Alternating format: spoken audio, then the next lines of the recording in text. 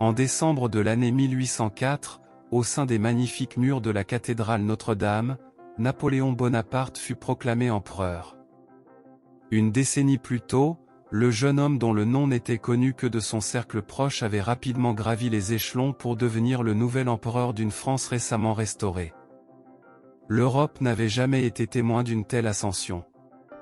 Les années de révolution et les guerres interminables qui ont suivi avaient pavé son chemin, facilitant la réalisation de son objectif ultime. Cependant, sous le règne de Napoléon, la France ne connaîtrait pas la paix. Ses ambitions et ses désirs transformeraient les vastes territoires de l'Atlantique à la Russie en un véritable bain de sang, laissant des millions de cadavres derrière lui lorsqu'il dut finalement abdiquer le trône impérial. Pour accomplir ces événements sombres, la formation des plus grandes armées que l'Europe ait jamais connues était une condition préalable. En effet, les bases de cette armée, plus tard appelée la Grande Armée, avaient été posées peu de temps avant que Napoléon ne revête la couronne. En 1803, au port de Boulogne, une armée appelée l'Armée des côtes de l'océan fut créée dans le but d'envahir l'Angleterre. Le couronnement de Napoléon en tant qu'empereur en 1804 entraîna l'imbroglio de la politique européenne et la formation de la Troisième coalition contre la France. Dès lors, la Grande Armée, sous le commandement de son chef, tourna son visage vers l'Est. À la fin du mois d'août, partant du camp de Boulogne, elle assiégea les forces autrichiennes dirigées par le général Karl Mack à Ulm. Ici, la Grande Armée de Napoléon fit face à son premier essai et le réussit brillamment. La victoire fut si décisive qu'en échange d'environ 2000 pertes militaires françaises, environ 60 000 Autrichiens furent faits prisonniers. De plus, l'armée continua son avancée, capturant Vienne en novembre. L'Autriche, possédant une autre armée sur le terrain, refusa de se rendre. De plus, les Russes n'avaient pas encore mobilisé. Les nations de la coalition estimaient que la guerre pourrait se prolonger. En fin de compte, le destin de l'Europe fut scellé le 2 décembre 1805 lors de la bataille d'Austerlitz. Malgré sa faiblesse numérique, la Grande Armée, avec un équipement et une expérience supérieure, mit en déroute l'armée russo-autrichienne sous le commandement du tsar Alexandrie. Cette victoire éclatante fut couronnée par le traité de Presbourg le 26 décembre 1805, et le Saint-Empire romain germanique fut dissous l'année suivante. Les armées de Napoléon avaient réussi, la Troisième coalition contre la France avait été pulvérisée par la Grande Armée.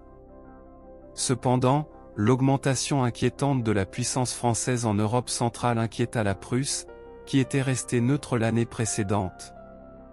Après des négociations diplomatiques rapides, la quatrième coalition fut formée en 1806, comprenant la Russie, la Grande-Bretagne, la Saxe et désormais la Prusse. Avec l'adhésion de la Prusse, les armées de la coalition furent considérablement renforcées. Cependant, vaincre la Grande Armée de Napoléon ne serait pas une tâche facile. Les armées de la coalition subirent une lourde défaite d'abord à Iéna, puis lors de la bataille d'Auerstaedt. Les Français capturèrent environ 140 000 Prussiens, et environ 25 000 soldats prussiens gisaient sans vie sur le champ de bataille. L'architecte de la victoire à Auerstaedt, Louis-Nicolas Davout, surnommé le « maréchal de fer », eut l'honneur de marcher sur Berlin, accordé par l'empereur en reconnaissance de son succès. Une fois de plus, les Français parvinrent à vaincre leurs ennemis avant que les Alliés n'atteignent leurs portes. Cependant, cette victoire, malheureusement, ne ramènerait pas la paix en Europe. Napoléon redirigea son attention vers la Pologne, où les restes de l'armée prussienne vaincue s'étaient joints aux forces russes. Ainsi, la Grande Armée marcha vers la Pologne. Cette fois-ci, cependant, les forces de Napoléon furent confrontées à une campagne hivernale rigoureuse, et elle se transforma en impasse avec la bataille d'Eylau les 7 et 8 février 1807. Les affrontements furent intenses, et les deux côtés subirent lourdement. La Grande Armée ne parvint pas à obtenir un résultat clair pour la première fois dans cette bataille. Néanmoins, Napoléon n'avait aucune intention de s'arrêter. La campagne se poursuivit au printemps de la même année, et finalement, l'armée russe sous le commandement du général Levin Auguste von Bennigsen subit une sévère défaite lors de la bataille de Friedland le 14 juin 1807. À la suite de cette victoire, la signature du traité de Tilsit entre la France et la Russie en juillet assura la coexistence pacifique de Napoléon sur le continent. Alors que ces événements se déroulaient dans le nord, le refus du Portugal de se conformer au système continental au sud posa une série de nouveaux problèmes pour Napoléon. À la fin de 1807, la Grande Armée entra au Portugal. Cette campagne, qui durerait 6 ans, marqua le début de la guerre de la péninsule, consommant une partie significative de la main-d'œuvre et des ressources du Premier Empire. Bien que les forces françaises aient tenté d'envahir l'Espagne en 1808, une série de désastres dans la région incita Napoléon à intervenir personnellement dans la guerre plus tard dans l'année. Pendant cette période, la force de la Grande Armée avait atteint 125 000 hommes. Cependant, l'Autriche se rétablit rapidement. Enfin, en avril 1809, sans déclarer formellement la guerre, ils surprirent les Français en lançant une campagne. Cependant, ils tardèrent à capitaliser sur leurs gains. La descente de Napoléon avec la Grande Armée dans la région fit pencher la balance. L'Autriche subit une lourde défaite lors de la bataille d'Eckmühl. Peu de temps après, les Français capturèrent Vienne. Cependant, la bataille d'Aspern-Essling, la première défaite de la Grande Armée, eut lieu au cours de cette campagne, de l'autre côté du Danube. Par la suite, lors de la bataille de Wagram, la Grande Armée infligea de lourdes pertes à l'Autriche, provoquant 40 000 victimes tout en subissant une perte de 37 000 hommes. Malgré cette victoire, elle brisa le moral autrichien, aboutissant à un accord de cessez-le-feu avec la signature du traité de Schönbrunn en octobre 1809, mettant fin à la 5e coalition. Par la suite, il y eut une période de calme relatif sur le continent, d'environ 3 ans, à l'exception de l'Espagne. Cependant, les tensions diplomatiques avec la Russie s'aggravaient chaque jour, conduisant finalement à un nouveau conflit en 1812. Au 25 juin 1812, juste avant l'invasion de la Russie, la Grande Armée de Napoléon était devenue une force massive qui inspirait la crainte dans le cœur de ses ennemis. La force totale de l'armée atteignit 685 000 hommes, comprenant 410 000 Français, ainsi que des troupes polonaises, autrichiennes, italiennes, bavaroises, saxonnes, prussiennes, westphaliennes, suisses, danoises, norvégiennes, portugaises, croates et irlandaises. Malgré sa taille imposante, plus d'un tiers de la Grande Armée était constitué d'unités étrangères provenant d'États marionnettes créés par Napoléon. La campagne en Russie commença par la traversée du fleuve Niémen le 23 juin 1812. L'avance rapide menée par Napoléon rencontra les principales armées russes sous les généraux Mikhaïl Barclay et Piotr Bagration. Cependant, la retraite continue des Russes visant à échapper à l'emprise de Napoléon empêcha des confrontations directes pendant un certain temps. Néanmoins, ce jeu du chat et de la souris ne durerait pas éternellement. Les Russes décidèrent de faire front près de Borodino pour défendre Moscou. La bataille de Borodino le 7 septembre 1812 se solda par une victoire décisive pour la Grande Armée, causant de lourdes pertes aux Russes. Par la suite, les Français entrèrent à Moscou, espérant des négociations de paix avec le tsar russe. Cependant, lorsque les efforts diplomatiques échouèrent, les Français, avec leurs espoirs anéantis, quittèrent Moscou le 19 octobre 1812. Pendant la retraite, la Grande Armée fit face à des harcèlements répétés des forces russes le long des steppes froides, entraînant des pertes importantes à chaque ville traversée et à chaque route empruntée. Lorsqu'ils atteignirent enfin Paris, seuls 93 000 survécurent sur la force d'invasion initiale de 680 000. La catastrophe en Russie eut des répercussions, suscitant des sentiments anti-français en Allemagne et en Autriche. La 6e coalition fut formée immédiatement, faisant de l'Allemagne le point focal de la prochaine campagne. Napoléon ne perdit pas de temps à augmenter la quantité et la qualité de la Grande Armée. Cependant, l'entrée de l'Autriche dans la coalition compliqua davantage la situation stratégique pour la France. Les victoires françaises se poursuivirent avec une série de batailles, dont Lutzen et Bautzen, sous le commandement de Napoléon. Cependant, l'implication des forces russes modifia le cours de la guerre. La diminution de la qualité de la cavalerie française, les pertes et l'introduction d'unités inexpérimentées conduisirent à l'inversion des gains français.